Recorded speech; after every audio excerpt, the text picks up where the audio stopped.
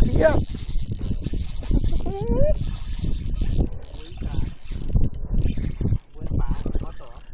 ป่าแล้วเนาะป่าเลย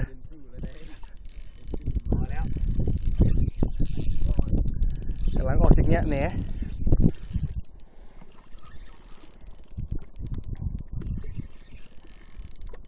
เด้ตึกอยู่เกี่ยมกระตองรถ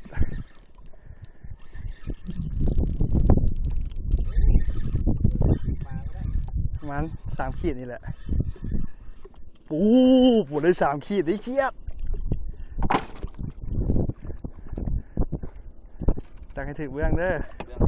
ทางนั้นแหละทางนี้ลง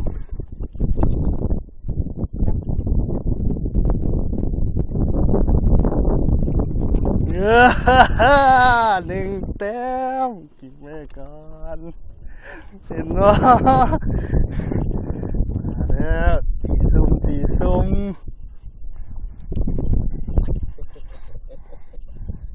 แต้ม